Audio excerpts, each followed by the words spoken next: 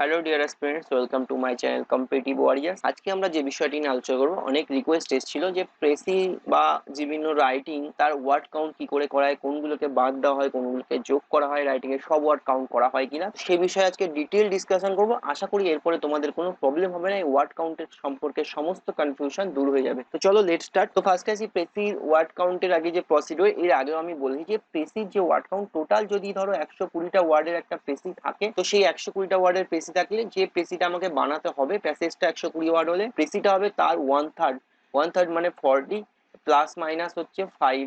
তার মানে কি, যে 35 থেকে 45টা ওয়ার্ডের মধ্যে প্রেসি লিখতে হবে। এটা কিন্তু ওয়ার্ড কাউন্টের নর্মাল লিমিট একটা প্রেসির ক্ষেত্রে। এবার ওয়ার্ড কাউন্ট কি করে করব সে বিষয়ে আমি আগে বলেছি যে একটা টোটাল যে প্যাসেজ থাকবে, সেই প্যাসেজে রাফলি ফার্স্ট লাইনে আমি দেখবো কটা ওয়ার্ড আছে। যে কটা ওয়ার্ড থাকবে, ধরলাম যে 8টা ওয়ার্ড আছে, এবার দেখবো যে কতগুলো লাইন আছে। আমাকে ধরলাম যে 6খানা লাইন আছে, তো 6খানা লাইন হলে 6 × 8 = 48 ওয়ার্ড। এই টোটাল প্রেসি হচ্ছে 48 ওয়ার্ডের প্রেসি। এবার তার আমি ওয়ান থার্ড করবো প্লাস মাইনাস 5। তো এইভাবে কিন্তু আমরা প্রেসির ক্ষেত্রে প্যাসেজের ওয়ার্ড কাউন্টটা করবো। কিন্তু যখন আমি প্রেসিটা লিখবো, যেহেতু অল্প ওয়ার্ড, সেক্ষেত্রে আমি ওয়ার্ড বাই ওয়ার্ড আমি কাউন্ট করবো যে কত হচ্ছে আমার প্রেসির ক্ষেত্রে টোটাল ওয়ার্ড। এবার এই যে কাউন্ট করার সময় আমি কোনগুলোকে কাউন্ট করব, কোনগুলো করব না, তো সেই বিষয়ে আজকে ডিসকাশন হবে, কোনটাকে কটা ওয়ার্ড ধরবো। তো ফার্স্ট পয়েন্ট হচ্ছে নাম্বার। ধরো 500, কোনো একটা সংখ্যা যে 500, তো 500 যদি থাকে তো সেটা কিন্তু একটা ওয়ার্ড হিসেবে ধরা হয়। 500 একটা ওয়ার্ড। কিন্তু এটাকেই যদি তুমি কথায় লেখো যে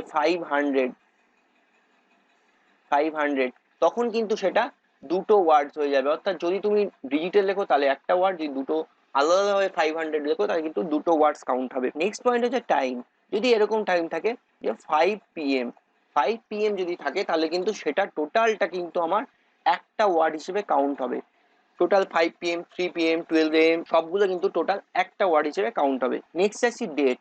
ডেট যদি তুমি এরকম ভাবে লেখো যে 01/06/2020, তাহলে কিন্তু টোটাল হিসেবে একটা ওয়ার্ড কাউন্ট হবে, যদি টোটাল ডেটটা একটা কাউন্ট। এবার এটাকে যদি তুমি ডেট এরকম লেখো 1 June 2020, তাহলে কিন্তু সেক্ষেত্রে আমার কাউন্ট হবে হচ্ছে একটা, দুটো, তিনটে, অর্থাৎ তিনটে ওয়ার্ড কাউন্ট হবে। যদি এইভাবে লেখো একটা ওয়ার্ড, যদি এইভাবে ভেঙে লেখো তাহলে কিন্তু তিনটে ওয়ার্ডস কাউন্ট হবে। নেক্সট হচ্ছে কি সিম্বল।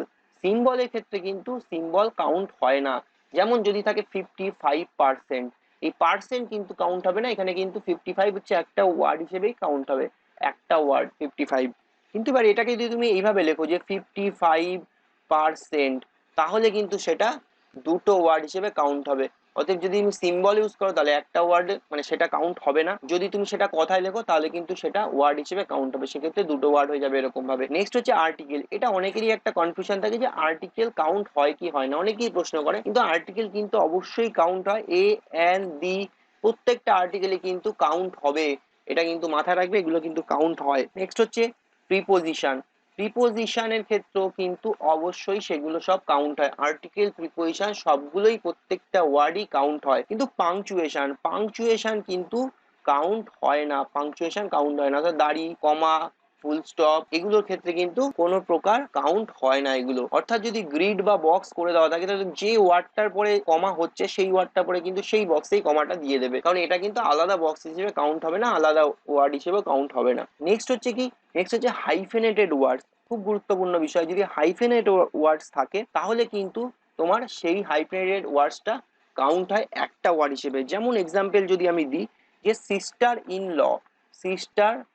ইন ল, এই যদি টোটাল কথাটা থাকে, এটা কিন্তু টোটালটা একটা ওয়ার্ড হিসেবে কাউন্ট হবে। অর্থাৎ হাইফেন যদি থাকে কোনো ওয়ার্ডের মাঝখানে, সেগুলো কিন্তু টোটাল একটা ওয়ার্ড হিসেবে কাউন্ট হয়। আরো একটা এক্সাম্পল দেখায়, যদি আপ টু ডেট এরকম ভাবে লেখা হয় আপ টু ডেট, তাহলে কিন্তু টোটালটা সেটা একটা ওয়ার্ড হিসেবে কাউন্ট হয়।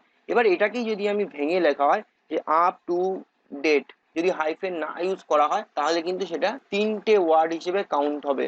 অতএব যদি তুমি হাইফেন ইউজ করো তাহলে কিন্তু একটা ওয়ার্ড, যদি না করো তাহলে কিন্তু তিনটে ওয়ার্ড হিসেবে কাউন্ট হবে, এটা একটু মাথায় রাখবে। নেক্সট হচ্ছে কি কম্পাউন্ড নাউন। এই কম্পাউন্ড নাউন যদি তুমি একটা ওয়ার্ডের মধ্যে লেখো তাহলে কিন্তু সেটা একটা ওয়ার্ড হিসেবে কাউন্ট হবে। যেমন একটা এক্সাম্পল আমি দেখাই যে ব্ল্যাকবোর্ড। ব্ল্যাকবোর্ড হচ্ছে তোমার একটা কম্পাউন্ড নাউন, সেখানে কিন্তু তোমার একটা ওয়ার্ড হিসেবে এটা কাউন্ট হবে। যে ইউনিভার্সিটি বুকশপ, এটা যদি তুমি আলাদাভাবে লেখো ইউনিভার্সিটি বুকশপ, এটা যদি তুমি আলাদা করে লেখো তাহলে কিন্তু সেক্ষেত্রে দুটো ওয়ার্ড হিসেবে কাউন্ট হবে, দুটো ওয়ার্ড, কারণ তুমি আলাদা আলাদা করে ভেঙে ভেঙে লিখছো।